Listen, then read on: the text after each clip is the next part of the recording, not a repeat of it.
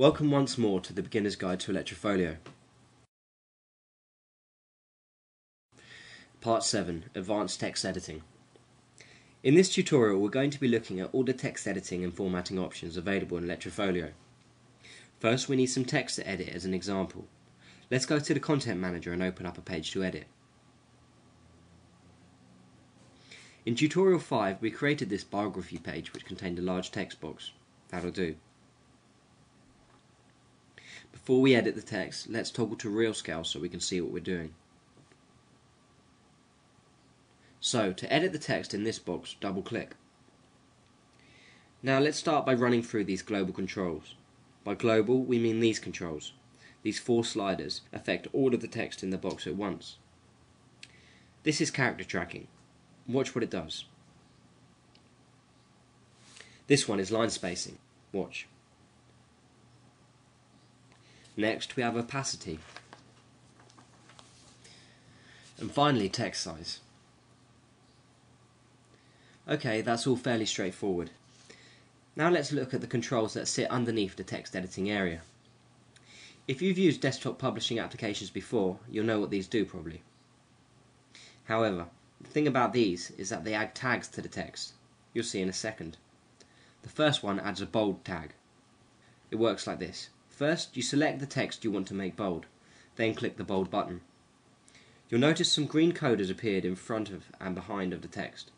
These tags are always green, and in square brackets like this. If you want to undo what you've just done, you don't click the bold button again, instead you click the undo button, here. You can redo by clicking this one. But what if you've left the pop-up already? Let's do it and go back into edit. Now the undo button doesn't work because we closed the editing session. So if you want to get rid of the bold tags now, you'll have to do it manually. Delete the tags from the text by clicking on the cursor in the right place, and delete all the green text using your keyboard.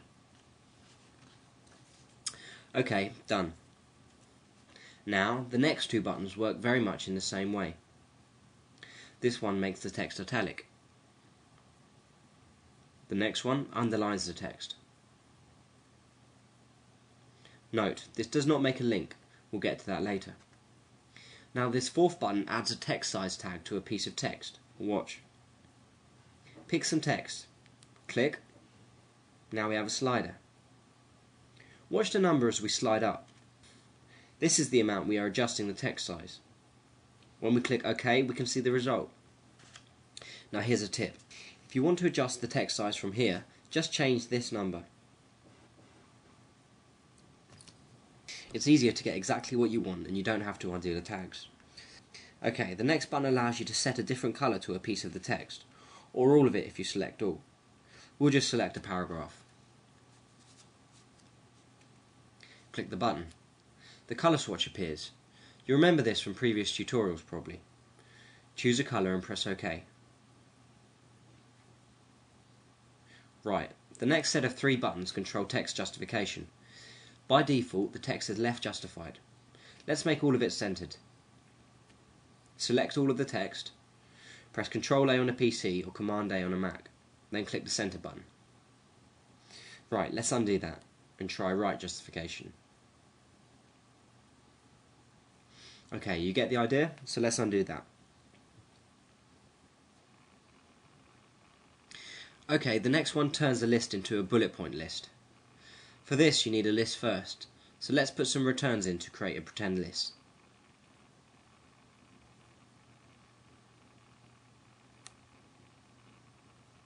Now select this bit and click the button. Get it? Just a couple more things to show you and we're done. Let's say you wanted to put a link to the electrofolio.com website in the text. You don't in fact type the link in the text and then click the button. Instead, you put a cursor in the position where you would like the link to be. Like so. Now click the link button. A pop-up appears. Put the link name, i.e. what will appear in your text. So we're going to put go to electrofolio.com.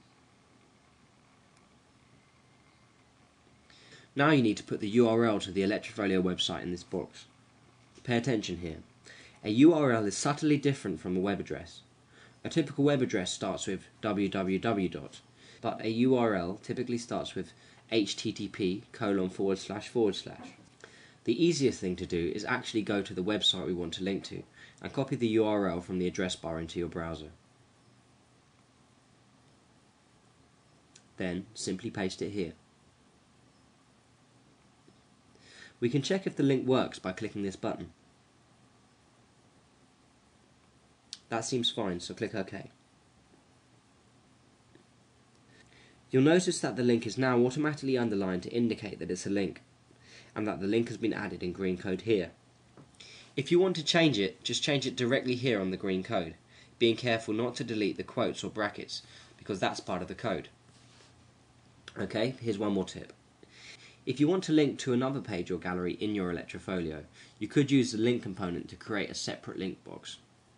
However, if you want to link from within a paragraph of text, then there is a way by using the link button on the text editor. Go to your live site, to the page, gallery or slide that you want to link to, copy the URL from the address bar and paste that into the URL box. The last button works in a similar way. It has an email link. Let's do that quickly. Click where you want the email link to be. Click the email button. Put the name of the email link in here, for example, Joe Blogs. And here you put the actual email address, for example, joeblogs@electrofolio.com. Now you click OK. It's just the same as before. We can see the email link is now underlined and it appears as green code here. When you've finished editing the text, toggle back again so that we can save it. Click Save and preview the live site.